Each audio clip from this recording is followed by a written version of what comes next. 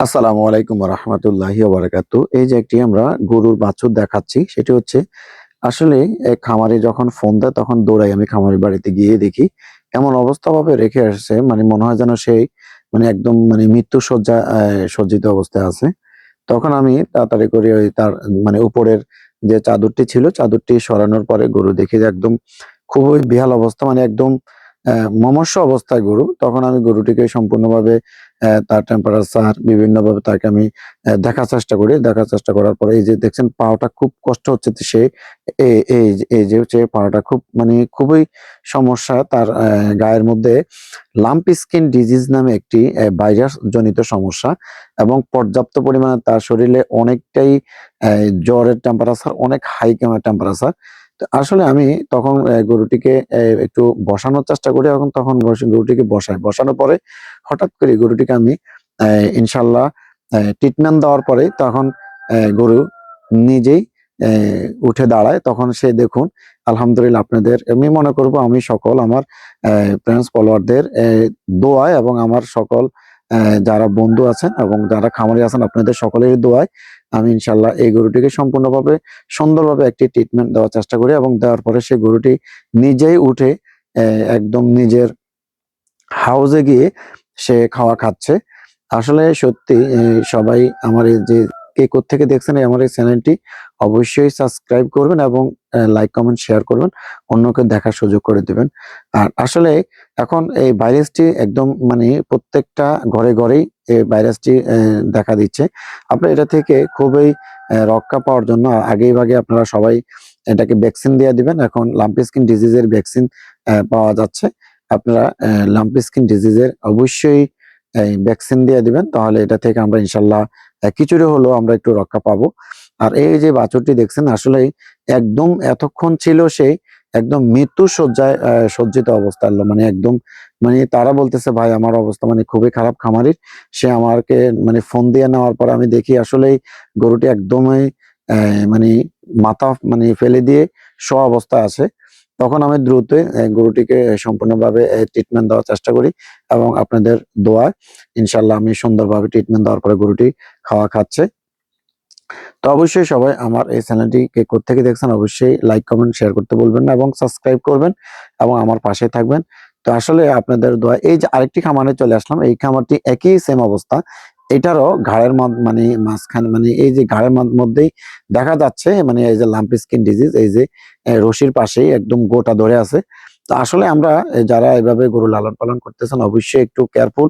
আর আপনারা যখন এগুলাকে দেখবেন সাথে সাথে ডাক্তারের পরামর্শ নেবেন এবং অবশ্যই ডাক্তারের পরামর্শ নিয়ে আপনারা ইনশাল্লাহ সম্পূর্ণ সুস্থ হওয়ার একটি অবশ্যই সম্পূর্ণ সুস্থ হবে ইনশাল্লাহ আল্লাহর অশেষ মেহেরবানিতে।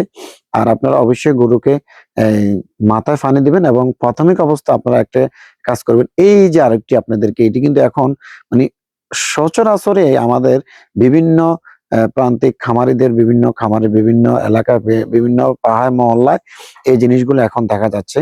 এটা হচ্ছে লাম্প স্কিন ডিজিজের একদম পুরাপুরি তার নাক, মুখ, চোখ, গাল, জিহ্বার ভিতরে সবগুলা অবস্থা একদম সিরিয়াস।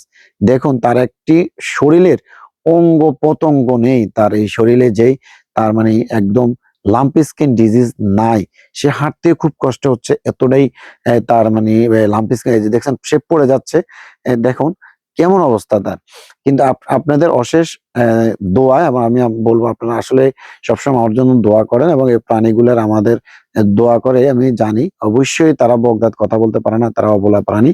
তো আমি এখনো আপনাদের দোয়ায় এই প্রাণীটিকে চিকিৎসা দেওয়ার পরে এখন আলহামদুলিল্লাহ কিছুটা সুস্থ এবং সম্পূর্ণ সুস্থর দিকে যাচ্ছে এবং আলহামদুলিল্লাহ অনেকটাই ভালো আছে এখন। তো আসলে কে কোত্থেকে দেখছেন আবারও বলবো আমার এই চ্যানেলটি আপনারা যেখানে এখনো সাবস্ক্রাইব করেন নাই অবশ্যই সাবস্ক্রাইব করে নেবেন। আর গরুকে অবশ্যই গরু দেখার সাথে সাথে একজন ডাক্তারের পরামর্শ নেবেন আর এগুলোর ভ্যাকসিন দিয়ে দিবেন এবং আপনারা এগুলা হওয়ার পরে ৩ বেলা করে সর্বনিম্ন ২ বেলা হলেও আপনি স্যাভলনের পানি দিয়ে অথবা ডেটলের পানি দিয়ে এগুলাকে ঠান্ডা পানি দিয়ে মুছতে হবে এবং গরম থেকে এগুলাকে আপনি দূরে রাখতে হবে, রৌদ্র রাখতে পারবেন না এবং মানে গরম কোনোভাবে যেন না তার শরীরে স্পর্শ করতে পারে এবং মাথায় পানি দিবেন ২ বার এবং একজন ডাক্তারের পরামর্শ নিয়ে দ্রুত ট্রিটমেন্ট দেওয়ার চেষ্টা করবেন।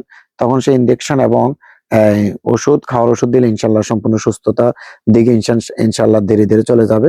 এবং সবাই আমার জন্য দোয়া করবেন, এবং আমার এই খামারিদের যাদের যদি এমন কোনো সমস্যা দেখা যায়, আমার নাম্বার থাকবে স্ক্রিনে, আমার সাথে ইনশাল্লাহ যোগাযোগ করার চেষ্টা করবেন। ইনশাল্লাহ আমি চেষ্টা করব আপনাদেরকে একটি ভালো পরামর্শ এবং ভালো একটি ট্রিটমেন্ট দেওয়ার জন্য। তো আসলে আমি জানি না, হয়তো আমি একজন নগণ্য আল্লাহর বান্দা। তো আমি চেষ্টা করে যাচ্ছি বিভিন্নভাবে আপনাদেরকে বিভিন্ন সচেতনমূলক কিছু মানে ভিডিও দেওয়ার জন্য। তো অবশ্যই এগুলো দেখার সাথে সাথে আমি আবারও বলি, অবশ্যই আপনারা ডাক্তারের পরামর্শ নিবেন, এবং এগুলার ভ্যাকসিন এখন বিভিন্নভাবে পাওয়া যাচ্ছে। অবশ্যই আপনারা ভ্যাকসিন দিয়ে দিবেন। আর এগুলাকে দেখার সাথে সাথেই ডাক্তারের পরামর্শ নিয়ে, এবং 3 বেলা এগুলাকে অবশ্যই 2 বেলা হলো আপনি ঠান্ডা পানি স্যাভলন দিয়ে মুছবেন, আর 3 বেলা ওগুলাকে ওষুধ খাওয়াবেন। ইনশাল্লাহ সম্পূর্ণ সুস্থতা দিকে ইনশাল্লাহ আস্তে আস্তে ধাবিত হবে।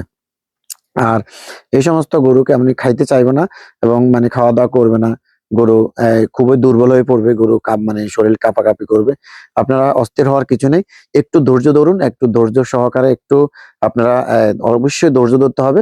ধৈর্য ধরলে ইনশাল্লাহ আপনার গরুটি সুস্থ হয়ে যাবে ইনশাল্লাহ। আর অবশ্যই আমার জন্য অবশ্যই মন থেকে দোয়া করবেন।